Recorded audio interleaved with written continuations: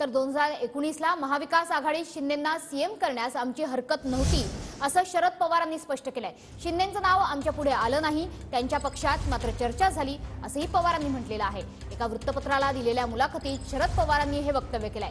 पक्षात काम करण्याची संधी मिळाली नाही ही अजित पवारांची ओरड निरर्थक असल्याचं सुद्धा त्यांनी म्हटलंय।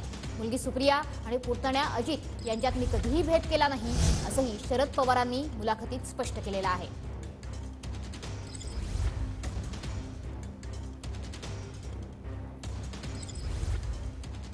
तर मुलाखतीत पवार नेमकं काय म्हणाले? 2019ला शिंदेंना सीएम करण्यास आमची हरकत नव्हती, पण त्यांचं नाव आमच्या पुढे आलंच नाही।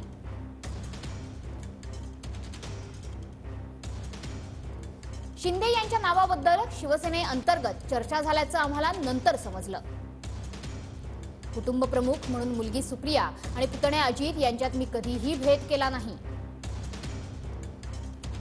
दादांना उपमुख्यमंत्रीपद, मंत्रीपद, विरोधी पक्षनेतेपद, विधिमंडळ पक्षनेतेपद अशी सर्व पदं दिली।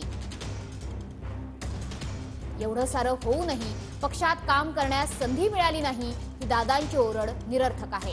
तर 2004 मध्ये पक्षाकडे सीएम पदासाठी योग्य नेता नव्हता, दादा नवखे होते।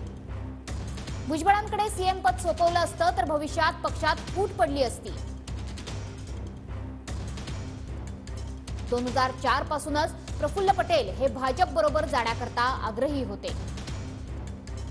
काँग्रेस बाहेर पडलेल्या नेत्यांनी स्थापन केलेले छोटे पक्ष विलीन होऊ शकतात अशी भूमिका मी मांडली आहे। शरद पवार गट विलीन करण्याचा विचार नाही, पुढे हा पर्याय त्याज्य नाही असं पवार आपल्या मुलाखतीत म्हणालेले आहेत।